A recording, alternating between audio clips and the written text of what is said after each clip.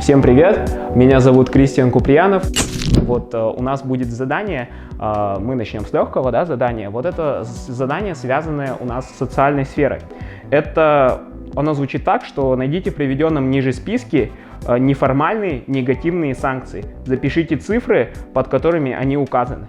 И вот здесь вот дается перечень, вот этих вот неформальных санкций, и необходимо выбрать правильно. Как вы думаете, какие мы можем выбрать? И вот здесь вот тоже, как решать вот это вот задание, это тоже очень важно. Необходимо определить, именно обратиться к понятийному блоку. Что означает как раз-таки слово санкции, неформальные и негативные. Да? И исходя из этого мы можем сделать правильно вот это вот задание. Санкции являются элементом социального контроля. Социальный контроль — это у нас механизм, который вот регулирует отношения между индивидом и обществом в целях укрепления порядка и стабильности.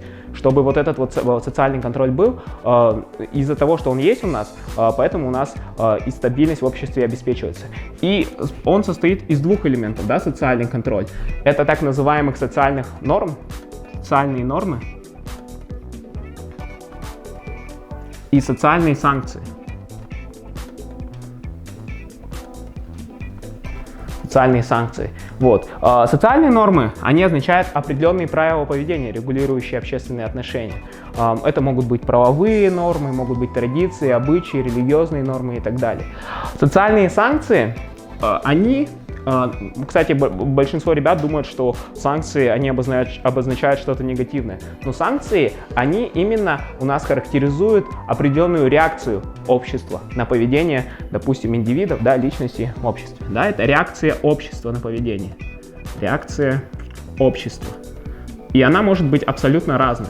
Это не обязательно негативно, потому что слышат в новостях постоянно: Соединенные Штаты Америки ввели санкции против России и думают, что санкции — это всегда плохо. На самом деле санкции, они могут быть и позитивные, и негативные, формальные и неформальные. И как раз таки вот здесь вот мы можем поделить на две такие группы, по характеристике. То есть это по своей форме, от кого они исходят, и по своим оттенкам, и они могут быть у нас позитивные, или положительные санкции, и негативные или отрицательные санкции. Негативные. И позитивные — это, соответственно, которые у нас носят такой вот положительный оттенок, идет определенное одобрение действий со стороны общества. И негативные — это, наоборот, возможно, идет какое-либо порицание со стороны общества. Также они по своей форме могут быть формальные и неформальные. Формальные, они обозначают у нас те санкции, которые исходят от каких-либо официальных организаций. Это может быть от государства, может быть от какой-то официально уполномоченной, допустим, организации. И могут быть неформальные, это которые исходят у нас от тех людей, которые не являются официальными органами. Это может быть какие-то друзья, может быть это какое-то близкое окружение, которые не образуют такой вот официальной группы. И вот здесь вот вам нужно найти какие? Нужно найти негативные, неформальные санкции. И вот здесь вот мы что можем отнести? Бойкот.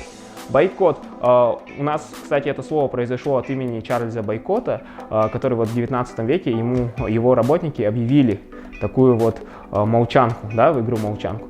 И именно бойкот носит именно такой вот негативный характер, и, конечно же, он носит неформальный характер. Бойкот у нас может быть и в классе, и на работе, как именно для достижения каких-либо целей, он может быть применен, из-за того, что человек как-то провинился. И поэтому это у нас неформальная негативная санкция. Аплодисменты мы, наверное, все знаем вот в театре или где-то на выступлении, что они из себя представляют. Аплодисменты, они носят явно позитивный оттенок, но при этом это санкции неформальные, потому что вот зрители — это не какой-то специально уполномоченный орган, поэтому это нам не подходит. Насмешка — это у нас негативный характер носит, но при этом она тоже неформальная. да, насмешка, допустим, как вид какой-то юридической ответственности и так далее, насмешка не может применяться, да. Вы представьте, что полицейский подойдет, да, к вам и скажет, я применяю такой вид наказания к тебе, как насмешка, да. Ну, это, конечно, будет несерьезно. И поэтому у нас это неформальная санкция, и она негативная, поэтому она подходит, да. У нас здесь получается пока два варианта правильных, да, бойкот и насмешка. Идем дальше. Выговор. Выговор у нас является, конечно же, носит негативный оттенок. Но является ли он формальным или неформальным? Выговор – это у нас мера дисциплинарного взыскания. Да? Допустим, она может действовать в так называемых трудовых отношениях. Да? Вообще, меры дисциплинарного взыскания, их у нас 3. И одним из них именно является выговор. Меры дисциплинарного взыскания. Это первая, да, мера дисциплинарного взыскания, это у нас замечание. Потом у нас идет выговор. Потом идет увольнение. Вот это вот официальные, можно сказать, от официально уполномоченных лиц идет. Это, например, от работодателя. Да? Выговор может быть за неоднократное нарушение каких-либо требований. Поэтому это у нас негативное формально. Поэтому оно у нас не подходит. Комплименты. Комплименты, они носят позитивный характер, значит, мы сразу отметаем. И улыбка. Улыбка у нас носит позитивный характер, и тоже мы это отметаем. Нам нужно найти негативные, неформальные санкции, да? И получается здесь правильный ответ у нас 1-3 будет. Вот. И таким вот образом мы решили тему, приведя определенный такой вот понятийный блок. И вот здесь вот мы нашли определенные такие вот меры. Так, следующее задание, это у нас как раз таки связана она у нас с Конституцией. И почему-то большинство ребят ошибаются в них, да, это вот связано с правами, с обязанностями, допустим, гражданина Российской Федерации. И вот само задание, что из перечисленного относится к конституционным обязанностям граждан РФ. И запишите цифры, под которыми указаны конституционные обязанности. То есть под словом «конституционные» мы понимаем именно те, что содержатся в Конституции Российской Федерации. И давайте вот смотреть. Указание своей национальности, сохранение исторического и культурного наследия, участие в выборах органов власти, уплата налогов, свободное распоряжение своими способностями к труду и пользование родным языком. Что относится к обязанностям? Но прежде чем ответить на этот вопрос, нам нужно определиться, да, что у нас в Конституции закреплены не только права, не только, точнее, обязанности, но и права. И они являются у нас таким вот связующим звеном. Без прав нет обязанностей, так и без обязанностей нет прав. И давайте вот как раз таки дадим определение. Право в узком смысле этого слова, да, понимается именно как охраняемая законом мера возможного поведения, направленная на реализацию интересов человека. Это вот право в узком смысле. Кстати, большинство ребят еще путают право в широком смысле и право в узком смысле, да, потому что у нас в русском языке, к сожалению, нет такого четкого разграничения, да, что вот как мы понимаем право в широком смысле и как в узком смысле. Да? А, например, в английском языке право в широком смысле означает law, да, а в узком смысле это right, да, а у нас, к сожалению, такого нет, поэтому очень легко запутаться. А обязанность, да, что мы понимаем под обязанностью, она тесно очень связана, это у нас охраняемая законом мера должного поведения для обеспечения интересов общества и государства, то есть как себя должен повести человек, да, это требование, да, которое предъявляет государство, закон, да, к поведению человека. И что мы можем отнести к конституционным обязанностям? Вот дан исчерпывающий список тех конституционных обязанностей, которые вот, собственно, у нас есть. Да, их всего 8. Да, они содержатся в главе 2 «Права и свободы человека и гражданина».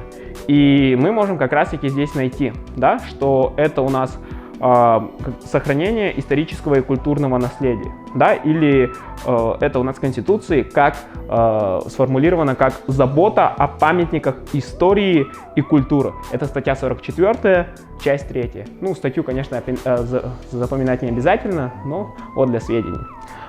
И уплата налогов. Уплата налогов и законно установленных сборов, да, это статья 57, да, Конституции Российской Федерации, которая вот это вот устанавливает. Ну и вообще, как раз-таки налоги являются неотъемлемым элементом любого государства, да, для того, чтобы поддерживать госаппарат. То есть без этого вообще невозможно функционирование государства. Вот. И вот эти вот обязанности вообще лучше выучить, да, чтобы их отграничивать от тех же самых прав. Вот эти вот у нас являются 2 и 4 нашими обязанностями, то все остальное мы можем отнести, скорее всего, к правам. Так ли это? Посмотрим сейчас. Указание своей национальности. Да, это у нас право. Человек как бы имеет право вот указывать свою национальность или вообще, ну, допустим, не указывать ее. Также, потому что вот отметка о национальности — это у нас право человека, да, она у нас нигде не стоит, ни в паспорте, да, или еще где-то. А вот, допустим, в свидетельстве по рождению указывается по желанию родителей, может указываться национальность ребенка. Также участие в выборах органов власти. Это у нас тоже право, да, избирать и быть избранным, активное и пассивное. И как раз-таки это не обязанность, что, допустим, если человек не ходит на выборы, к нему не могут применить никакие меры юридической ответственности. Хотя в некоторых странах это действует, да, например, в Австралии, да, может прийти большой штраф. Но в России это свободная страна, да, демократическая, и поэтому у нас это право, а не обязанность. Хоть иногда, конечно, некоторые считают, что это гражданский долг, но это уже именно моральная категория. Также свободное распоряжение своими способностями к труду. Это является у нас тоже правом, да, право на труд. То есть человек имеет право трудиться, а может не трудиться. То есть он может реализовывать это право. И как раз-таки это не обязанность, да, например, как это было в Советском Союзе, да, допустим, все были обязаны трудиться, была полная занятость населения. И если, допустим, человек не трудился в Советском Союзе, его могли привлечь к ответственности за тунеядство. Сейчас у нас такого нет, потому что мы живем в таком вот демократическом правовом, да, обществе, где человек сам решает, да, работать ему или не работать. Ну, сама жизнь заставляет людей работать, да, экономические законы. Вот, а так как мы перешли от такого вот социализма к коммунизму. И пользование родным языком. Это также у нас является правом, да, а не обязанностью. Да? Человек сам решает, пользоваться ему родным языком или нет. На сегодня мы завершаем. Всем спасибо за внимание. Было очень интересно поработать с вами.